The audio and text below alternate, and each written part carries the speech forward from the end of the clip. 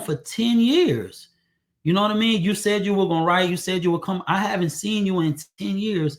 And so for you to have to be able to, as the person that felt like, dag, man, you really left me for dead or turn your back on me. Although for me, which is why accountability is so important in having the right mindset, I have to hold myself accountable and say, hey, I'm the one that made the decision to do what I did that put me in that situation.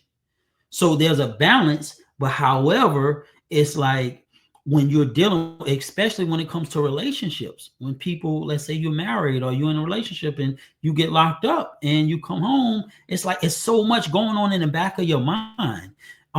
It was so much I had to deal with, for example, my kids, rebuilding that relationship after being separated from them for so long. Now trying to come back into their lives. Like people need to be taught like that you can't just jump back into a family and now you telling your kids what to do like you've been there. It's a lot that changes, during these times that we're separated. And I think it's very important that all of those different points be touched on in order to help a person gain the proper mindset to be able to re-enter. Another thing that I think Miss Sheila touched on a little bit too.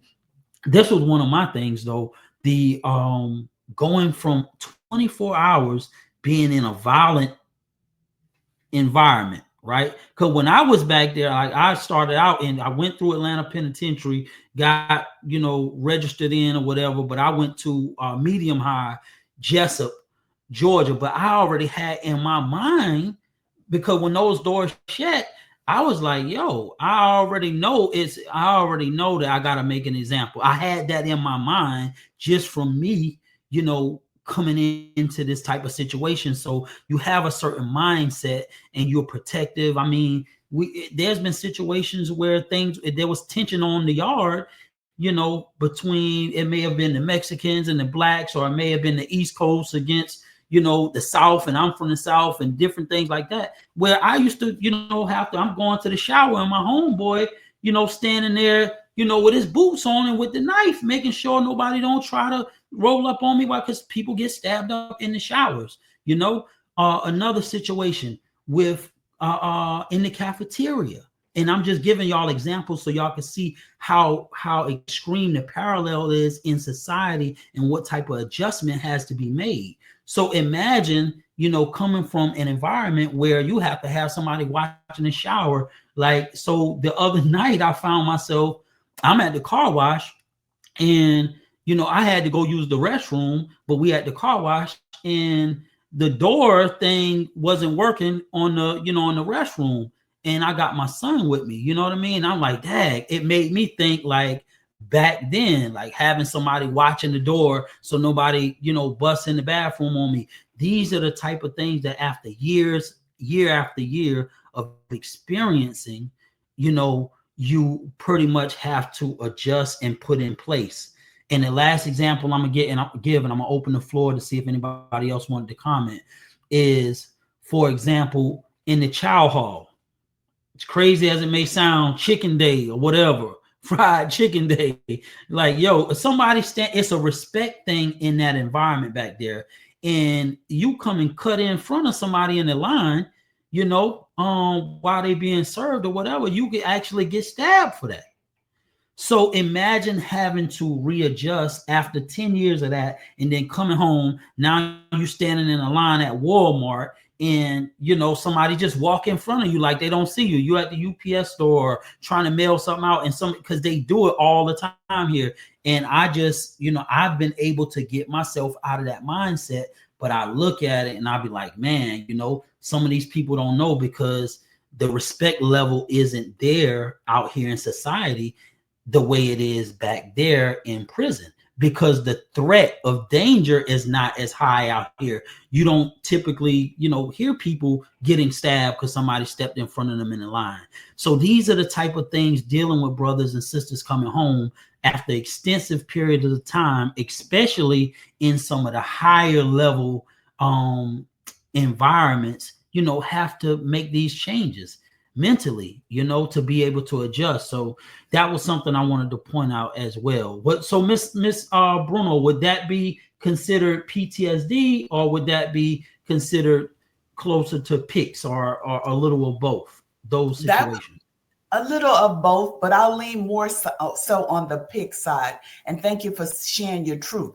These are the conversations we need to have, because so many citizens are going through this and they suffer in silence because they think that it's just them.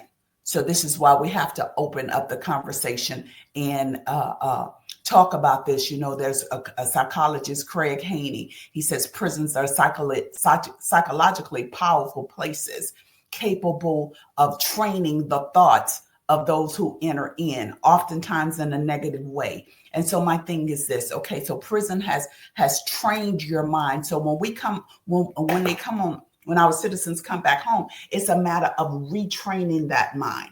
You have to retrain that mind, that mindset. But again, you have to let them know that what you're dealing with, it's not uncommon. It's common coming out of prison. I've had wives to tell me, well, this one particular wife, she would wake up every morning at 4:00 and her husband would be standing at the bedroom door. What is he waiting on, Corey? What is he waiting on? Count time. He's waiting on count time. Another gentleman just told me a couple of weeks ago, he said the only way that he can really wake up is that somebody holler, count time. He said, and that makes him wake up. Right? So this is, again, this is why it's so necessary that we have this conversation, as raw as it is. I had someone to tell me once, Sheila, your content is raw. Reentry is raw. Reentry is raw. And this is why we have to have these conversations, on the inside. Start talking about this stuff on the inside, because a lot of times when our citizens are coming home, they're talking about job.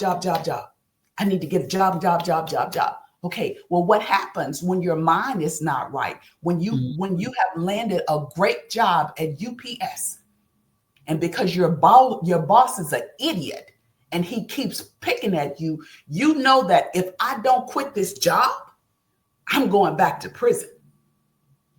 A gentleman called his mom. She said he was in tears. He said, Mom, I got to quit. He said, because if I don't quit, I'm going back to prison. Right? So this is why I say that there's 3 pillars to reentry. There's the head, mental health, the heart, empathy and self-care, and hands, employment. A lot of times these programs will put the hands first. Job. Let's do this. Let's start here. And another thing, Corey, is this. A lot of citizens have went to prison at 15, 14, 13, 17. Never had the conversation about mental health. One gentleman that I know, he went in at 15, he got out at 54. And I said, tell me about your mental health evaluation. And he said, what is mental health evaluation, Ms. Bruno? I said, tell me about the mental health, with the type of crime that you committed. Tell me about the intake and the mental health evaluation. And he got frustrated. He said, Ms. Bruno, I ain't had no mental health evaluation. And he said, when I hear the term, when I hear the word mental health, I think it means I'm crazy. So how many men and women went to prison at 15, some even 20 and 30, that has that same concept that mental health means I'm crazy? And I had to break it down. I said, look, Miss Sheila have some issues.